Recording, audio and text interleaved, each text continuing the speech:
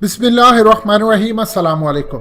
آج اس ویڈیو کو بنانے کا مقصد ہے ایک عظیم انسان، ایک عظیم اسکالر ڈاکٹر اسرار احمد 14 اپریل کو وہ اس دنیا سے رخصت ہوئے تھے، لیکن افسوس کا مقام ہے۔ حقیقت ٹی وی نے تو ٹویٹ بھی کی، شاید کسی کو غیرت آ جائے میڈیا والے کو، لیکن ان لوگوں نے آپ کو نہیں بتایا کہ آج ڈاکٹر اسرار احمد کا وفات کا دن ہے، اور اس کے بارے میں کوئی خبر نہیں دی، کیونکہ وہ راجیش کھنہ تھوڑی ہے، امریش پوری تھوڑی ہے، یا کترینہ کیف کی کوئی نئی فلم تھوڑی ہے جو بتانا ہے، یا سلمان خان یا رنبیر کپور یا کوئی ششی کپور، ان کا کوئی مرنا جینا تھوڑی ہے کہ وہ بتائیں گے آپ کو کہ آج کس انسان کی وفات کا دن ہے۔ مزید ڈسکس کرنے سے پہلے اس ویڈیو کو لائک کریں، حقیقت ٹی وی کو سبسکرائب کریں اور بیل آئیکن پر ضرور کلک کریں۔ انہوں نے اتنی زیادتی کی ڈاکٹر اسرار احمد کے ساتھ اس وقت بھی جب وہ فوت ہوئے، کیا کچھ ہوا ساری تفصیل آپ کو بتائیں گے، لیکن آج آپ کو اس چیز کے بارے میں بتائیں گے کہ عرب ممالک نے ان کو کیوں بین کیا تھا، ان حدیثوں کی وجہ سے جو وہ سناتے تھے۔ ایک چیز آپ ذہن میں رکھیے گا کہ جیسے جیسے وقت گزرتا جائے گا، اچھے اچھے علماء اللہ پاک اٹھاتا جائے گا اور دین صرف اور صرف جاہلوں کے ہاتھ میں رہ جائے گا۔ یہ احادیث کے اندر الفاظ ہے، اس پر آپ کو تفصیلی گفتگو کر کے بتائیں گے۔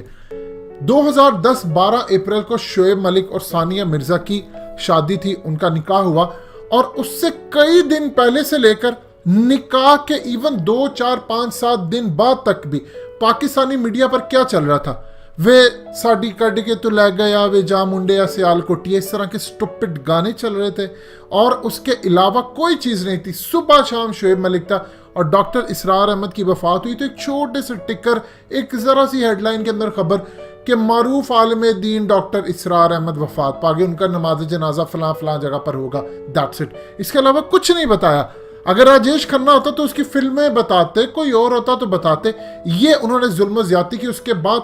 پہلے ایک ہفتہ پہلے سے لے کر بعد تک شعیب ملک کی شادی ہی ہوتی رہی، اس قوم کو پاگل بنائی رکھا ایک شادی کے اندر، جیسے دنیا میں کبھی کسی کی شادی نہیں ہوئی۔ یہ ہمارے گٹر میڈیا کی صورتحال ہے۔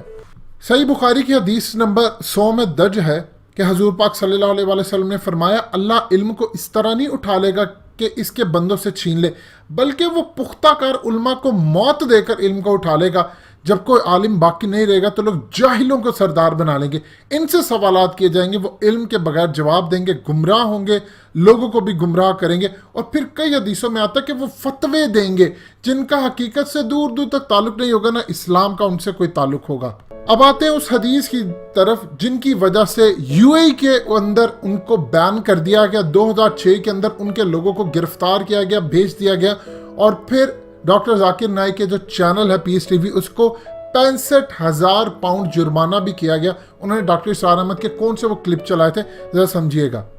ڈاکٹر اسرار احمد ایک حدیث سناتے ہوتے تھے، بڑی ہی خوبصورت حدیث، جو آج پوری ہو رہی ہے۔ مسند احمد کی حدیث نمبر 12819 میں درج ہے، حضور پاک صلی اللہ علیہ وسلم نے فرمایا، عربوں کے لیے ہلاکت ہے اس شر کی وجہ سے جو قریب آ چکا ہے، یعنی اندھیری رات کے ٹکڑوں کی طرح فتنے برپا ہو جائیں گے، اور ان کی شدت ایسی ہوگی کہ آدمی صبح کو مومن ہوگا، شام کو کافر ہو جائے گا۔ لوگ چھوٹے سے معمولی متاع کے لیے دنیا، اپنا دین سب بیچ دیں گے۔ ان دنوں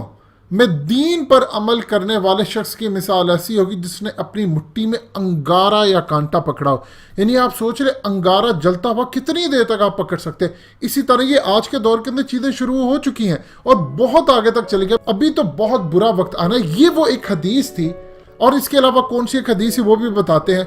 حدیث تھی جامع ترمذی کی 2269، اس میں وہ فرماتے ہیں کہ حضور پاک صلی اللہ علیہ وسلم نے فرمایا کہ خراسان سے کالے جھنڈے نکلیں گے، ان جھنڈوں کو کوئی چیز پھیر نہیں سکے گی یہاں تک کہ فلسطین کے شہر ایلیا میں نصب کیا جائیں گے۔ اب بہت سارے علماء کو ان کے پیچھے لگا دیا گیا، جی یہ تو ایک ضعیف حدیث ہے۔ اصل میں ضعیف حدیث کا کنسپٹ تھا کہ بہت ساری ایسی حدیثیں تھیں جو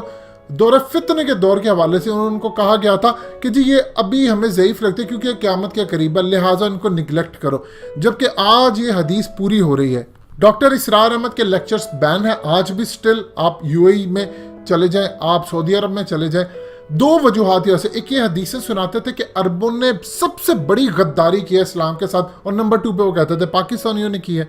آپ یہاں سے اندازہ کر لیں، ان کو امید تھی کہ ایک شخص اسلام کا بہت زیادہ کام کر دے گا اور وہ جنرل ضیاء الحق، ضیاء الحق ان کے پیچھے نماز پڑھا کرتے تھے، جمعے کی نماز بھی اکثر پڑھتے تھے، اور ضیاء الحق کو ڈاکٹر اسرار احمد بہت زیادہ پسند تھے، لیکن ڈاکٹر اسرار احمد کی ان کے اختلافات ہوگی، کیونکہ وہ کہتے تھے کہ خلافت راشدہ کا نظام قائم کرو، یہ ملوکیت جو عرب ممالک میں بھی ہے وہاں پر بھی کوئی اسلام نہیں ہے اور پاکستان میں بھی نہیں ہے۔ وہ کہتے ہیں کہ اللہ کے سب سے بڑے دشمن نمبر 1 ہے مسلمانوں میں عرب، اور دوسرے نمبر پر ہے پاکستانی۔ اب اس کے بعد جب پوری دنیا کے اندر افغان طالبان کے خلاف آپ نے دیکھا کس طرح محاذ کھلا، تو عربوں نے ان کے اوپر بین لگا دی، کیونکہ وہ سیاہ جھنڈوں کی حدیث لے کر چلتے تھے، اور پھر وہ کہتے تھے کہ یہ ناکام نہیں ہوں گے، وہ کہتے تھے کہ کبھی ناکام نہیں ہو سکتے، یہ جیت جائیں گے، امریکہ یہاں سے شکست کھائے گا، اور وہ پیشن گوئی پوری ہوئی۔ اس وقت امریکہ کا پریشر ہوا عرب ممالک پر، عرب ممالک ویسے ہی کوئی تلاش کر رہے تھے وجہ، کیونکہ وہ چاہتے تھے کہ کوئی بھی حدیث نہ سنائے کہ عربوں کی ہلاکت ہونے جا رہی ہے، اور ان احادیث کی وجہ سے ان کو وہاں پر بین کیا گیا، ان کے لیکچرز بین ہیں۔